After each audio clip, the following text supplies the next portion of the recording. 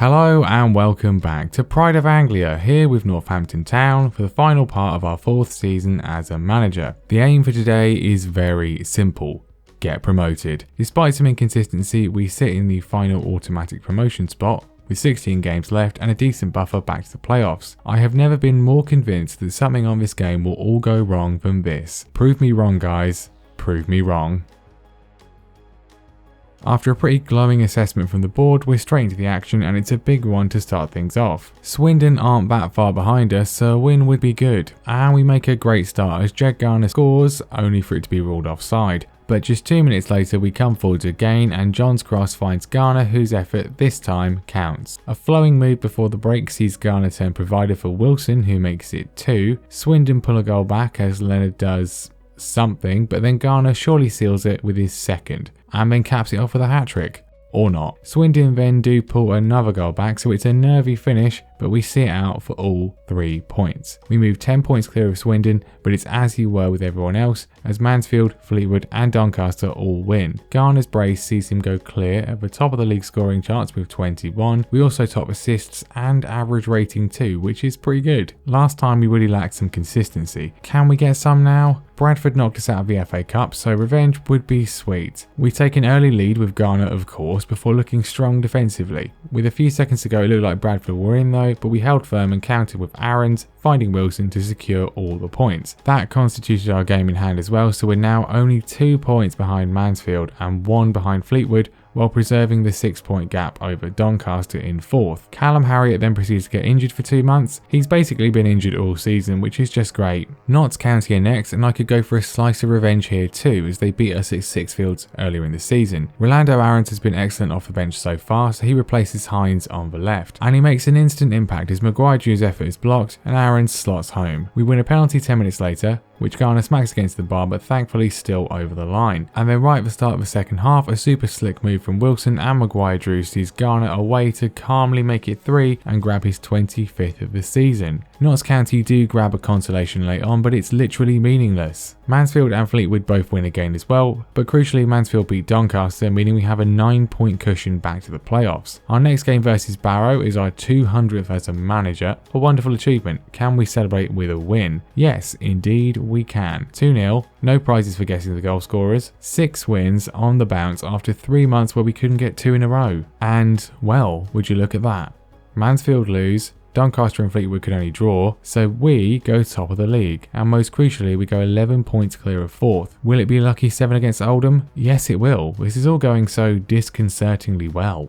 A 1-0 win, and obviously it was Garner who scored. Mansfield then beat Fleetwood in a huge game while Doncaster lose again, meaning we're now 14 points clear of the playoffs as we remain top by 1. Declan John did however get injured and is out for a month. Against Harrogate we have the rare chance to get maximum points from a month. And after having a goal ruled out early on, Garner does what he's done all season long, first with a penalty and then late on in absolutely ridiculous fashion to see us seal it again. Pretty high standards for the rest of the season. The other main contenders win as well, so the lead situation is as you were.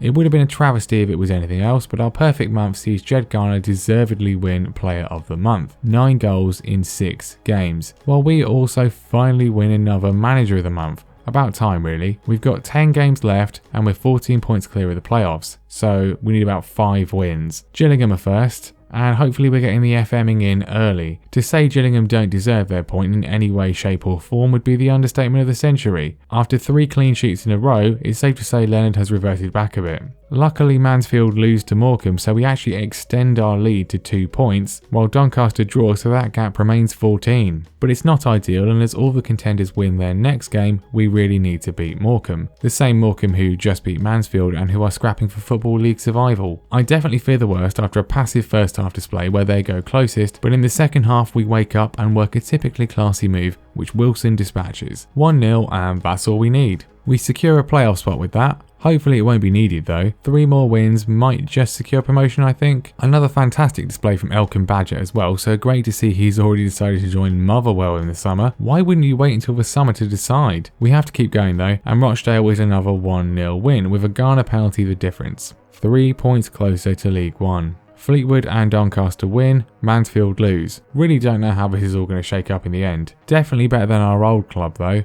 Oh dear, oh dear. Fleetwood and Doncaster win again, so we need to beat Exeter. And who had 1-0 Ghana on their prediction card then? Literally everyone? Okay, just the 31 goals for him now. Mansfield, having led for much of the season, lose again and are now 8 points behind us. We need 4-ish points to seal promotion, so if we can beat Walsall, we'll almost be there. Maguire-Drew's free kick comes to Josh Hines to put us in front, and after a customary disallowed goal, we get a customary Ghana goal as Badgett lobs it forwards, and the main man's take, touch and finish are all we've come to expect from him. Mansfield go and lose the game, but they've become basically irrelevant now as Fleetwood and Doncaster both win. We're 14 points clear with 15 points left available, so given our goal difference, a point will see us into League 1. Hopefully we get more though, as I want the title too. This year's youth intake certainly won't be helping us get there though, as it's somehow even worse than last year's. It's 2-2 for Player of the Month for Ghana after another stellar month. We don't win Manager of the Month though. Fleetwood are definitely starting to concern me a bit, but simply put, beat Port Vale and we go up today. So let's do it, shall we? It's not a great start as a free kick is nodded in by Josh Ruffles, and then it becomes a terrible start when the entire defence miss a goal kick and Jamal Hector Ingram baffles Leonard to make it 2-0. I politely explained at half time to not be terrible anymore and switch things up a bit, and cometh the hour, cometh the man as Ghana steals in on 85 minutes to drag us back into it. And as we pour forwards, the defensive mistake comes from Port Vale and Ghana rescues the point. 2-2. From despair to elation. Fleetwood win, but luckily they were playing Doncaster anyway, so even defeat would have seen us promoted today. Still an awesome comeback though, and a great way to seal it, while the point keeps us top on goal difference. And most importantly, we are promoted. The fans are loving it, the board is loving it, not enough to give us any money to spend, but still, we've been there or thereabouts all season, but the recent winning run got it done with time to spare. But we're not done yet. I want that trophy too. And look who we have next. The fact is, in the whole save so far, no team has surpassed 90 points. We have already, and we might not even win the title. If you've been watching this channel for a while, you may have noticed that I, in many saves, frequently end up having absolutely incredible seasons, only for some other team to inexplicably do likewise. This time is Fleetwood, and I want to beat them. The thing is though, even if we do, we still might not even win it, but we almost certainly won't if we don't. So let's do this. We get an early corner and Wilson mohawks it into the net for literally the perfect start. Fleetwood punt the ball forwards and Tulloch's effort just creeps over the bar. It's all them as John is forced into a goal line clearance and their goal seems inevitable, but luckily when Tulloch scores, he's just straight offside. Ghana has been uncharacteristically quiet against his old club, but in the second half he feeds Maguire-Drew, who levers a strike into the crossbar which bounces down and then somehow up again over the goal line to double our advantage. One of the weirdest and most awesome goals I have ever seen, and vital as Fleetwood come forwards once more, and this time Tulloch's goal counts, but it doesn't count towards the points as we hold on for a huge win, which sees us go 3 points clear with 3 games to go. Mansfield are next and their title challenge may have collapsed, but they're still pretty good.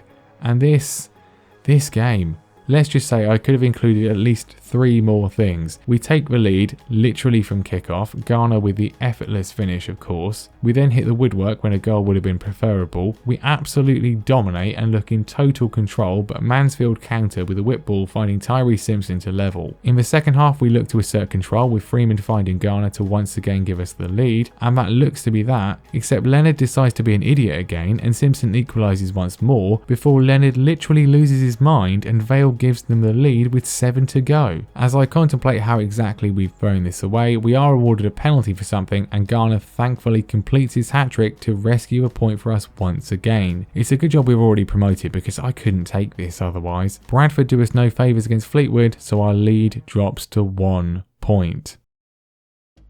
Ghana makes it a Player of the Month hat-trick. He's been good all year but utterly amazing during the run-in.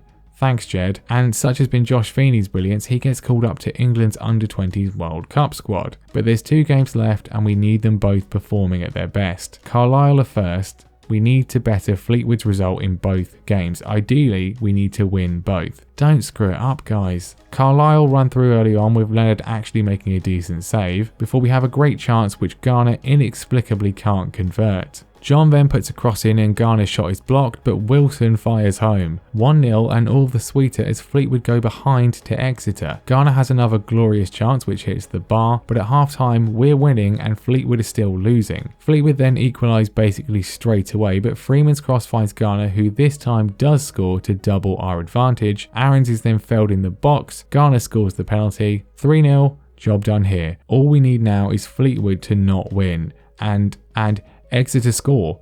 3-2. 3-2. The whistle goes and nothing. I think we're champions though. Don't screw me out of a trophy lift again game. And yeah, it has. Fleetwood lost. And we are champions. An amazing achievement which really didn't look likely until the last few months or so, but we, and especially Garner, have been incredible. To take a team heading for relegation to the title in a year and a half is pretty special if I do say so myself, which all means we face Grimsby on the final day with only 2 things left to worry about.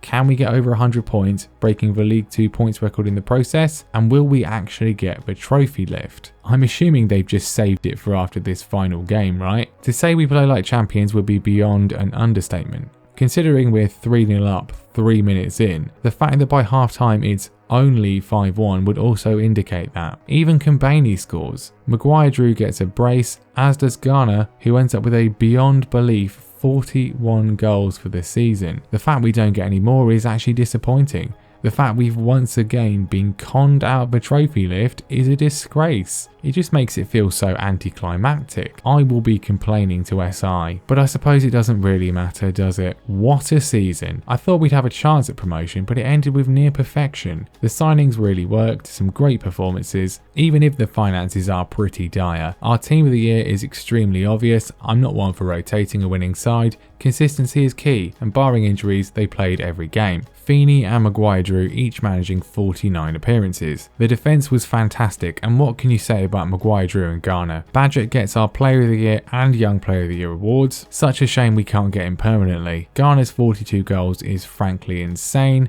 nearly a goal a game. Maguire-Drew's 22 assists isn't bad either. That run-in was something special. We ended with a record 101 points, 7 points clear of Fleetwood. We scored more and conceded less than everyone else, losing just 5 times, and amazingly all 5 were at home. Also amazingly, Garner was responsible for essentially 50% of our goals. Next year's aim is apparently to fight bravely against relegation, although it would, be easier if we actually had any money to spend. The training facilities get downgraded and I'm not even going to bother asking. The debt has definitely reduced since I've taken over, but it's still definitely a debt. The chairman is still trying to sell, so hopefully this time it works. We could move on of course, and apparently West Brom and Palace want us, but they are of course ineligible for the challenge, and the only relevant vacancies are Stevenage and MK Dons, both of whom will be in League 2 next season after the Dons were relegated. So clearly we're best served by staying put. We're technically into June, but this stuff clearly fits in here, so blame the playoffs for existing. Garner and I each win the monthly awards for May, but in terms of the seasonal prizes,